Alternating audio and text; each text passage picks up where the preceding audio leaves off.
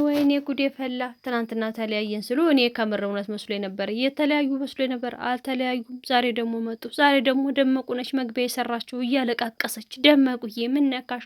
በሰላም ነው ሁሉ ለቅሶ?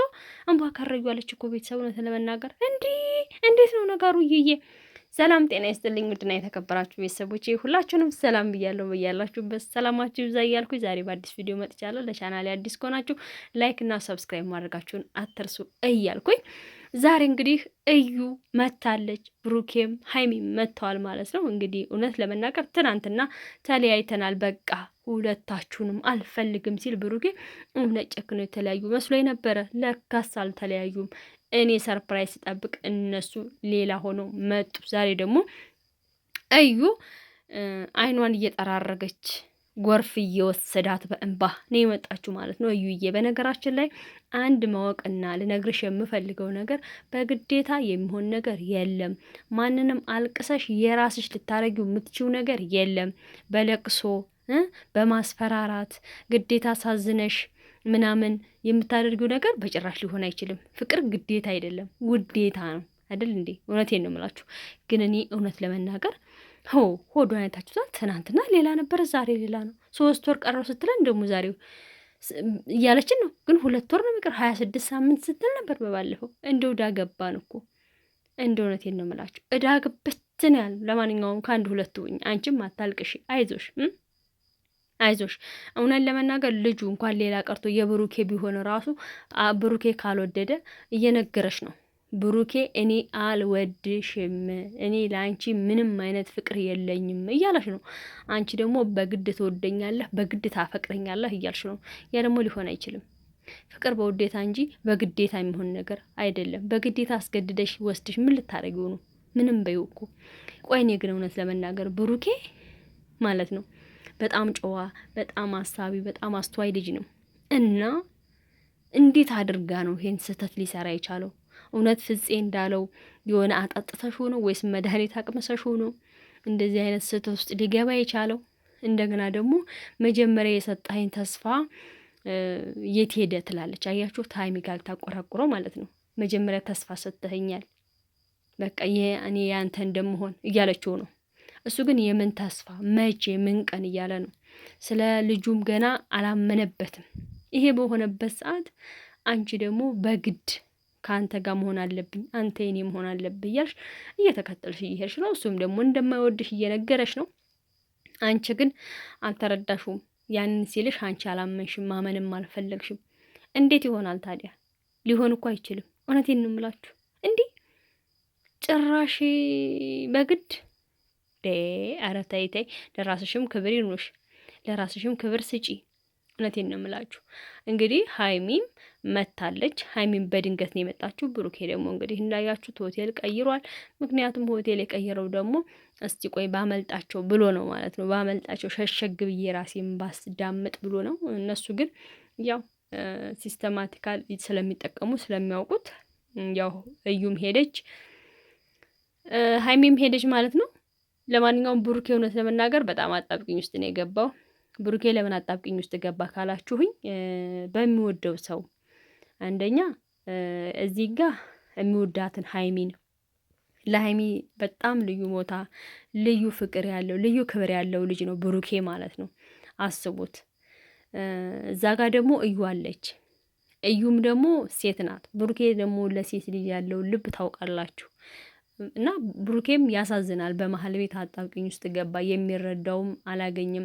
ጥፋቱም የሱ ሊሆን ይችላል፣ ግን ቢሆንም ደግሞ አጣብቂኝ ነው። ምክንያቱም ብሩኬ ለሴት ልጅ ያለ ልብ በጣም ስስ ነው። ሴት ልጅ ላይ እንኳን እጁን ማንሳት ቀርቶ መናገር ራሱ ቆጣ ብሎ መናገር ራሱ የለውም። ሴት አንጀት ነው ያለው ታውቃላችሁ። እና በጣም ነው ግራ የተጋባው። እውነቴን ነው የምላችሁ። በጣም ተደነጋግሯል፣ ግራ ተገባብቷል። ብቻ ራሱን ማሳረፍ ይፈልጋል። ሀይሚም የራሷ ጥያቄ አለባት። ዛሬም እንዳያችሁት በጣም ተናዶ ሀይሚን በቃ እኔ እንጃ ውጭልኝ ሲላት እየገፈታተራት ሁላ ነበረ። ምክንያቱም በቃ መጨከን አልፈለገም፣ ግን ግዴታ ደግሞ ሀይሚን ስለሚወዳት ስለሚያከብራት ቢያንስ ራሴን ላሳርፍ ብሎ ስለሚያስብ ይመስለኛል ሀይሚን ተጭኖ ለማስወጣት የሞከረው እና ሀይሚም ደግሞ በጣም ተበሳጭታለች። ደግሞም አልተውክም ብለዋለች። ከጎን ከሆናለሁ ግን ከዚህ በኋላ ምናምን እያለች በጣም እሷም ተበሳይታለች። ግን ደግሞ እሱም እንድትርቀው አይፈልግም፣ ሀይሚንም ማጣት አይፈልግም። እዩም ደግሞ እዛ ጋር አርግዣለሁ እያለች የእሱም ይሁን አይሁንም ምንም በሌለበት መንገድ እያለቀሰች ነው። ሴትነቷም እያስገደደው ነው። ምክንያቱም ሴት ስለሆነች አዛኝ ስለሆነ ብቻ የሆነ ስስ ልብ ስላለው ልቡ አልቻለም። በመሀከል ቤት እየዋዠቀ ነው ያለው ማለት ነው። ብቻ የሆነ ግራ መጋባት ውስጥ ይመስለኛል ያለው። ሌላው ደግሞ ዛሬ መግቢያ ሰርታለች እዩ ማለት ነው። እንግዲህ እየተለማመደች ነው ይመስለኛል። መግቢያ ለመስራት እየተለማመደች ነው። ለማንኛውም በርቺ፣ ቀጥይበት። በእርግጥ ዩቱብ ከፍተሽ ብትመጪና ብትሰሪ ምንም ማለት አይደለም። ያው ከሁለቱ ግን ህይወት ራቅ ብትይ ከብሩኬና ከሀይሚ ባታለያያቸው ባይጣሉ ምናምን እኛ እጅግ በጣም ደስ ይለናል። ምክንያቱም በራሴ ስራ መጥተሽ አንቺ መስራት ትችያለሽ ከነሱ ጋር። ግን ብሩኬና ሀይሚን ለማለያየት ባትሞክሪ በሚለው ሀሳብ ማለት ነው። ሌላ እውነት ለመናገር ፍፄ ዛሬ ባይኖር ብላለች ሀይሚ። ፍፄ ባይኖር እዚህ ቤት ውስጥ ቦምብ ነበረ የምወረውረው ብላለች። ግን ሀይሚዬ ጨክነሽ ብሩኬ እያለ ትወረውራለሽ? በእርግጠኝነት ጨክነሽ ብሩኬ እያለ አትወረውሪም። ግን ደግሞ ያው እልህ ስላለ ልታደርጊው ትችያለሽ ማለት ነው። እልህ እኮ ነው እንደዚህ ያስባላት። ምክንያቱም በጣም ነው እየተናደደች ያለችው፣ በጣም ነው እንትን እየተሰማት ያለው። እዩም ደግሞ እኔ ተጎድቻለሁ፣ እኔ ተሰብሬያለሁ፣ ሴትነት ይረክሷል፣ በቃ ምን አድርገሽ ነው የሆነ ነገር አቅምሰሽ አጠጥተሽ ነው እየተባልኩኝ ነው አለችና፣ አንቺ ደግሞ ከጋብቻ በፊት ሄደሽ እግርሽን አንስተሽ እንደዚህ ሆነሽ አሁን በግድ ጠቅልላይ ማለት ነውር ነው። ይሄ እውነት ያሳፍራል። ልታፍሪ ነው የሚገባሽ። እውነቴን ነው የምላችሁ፣ ልታፍሪ የሚገባት እዩ ነች እንዴ!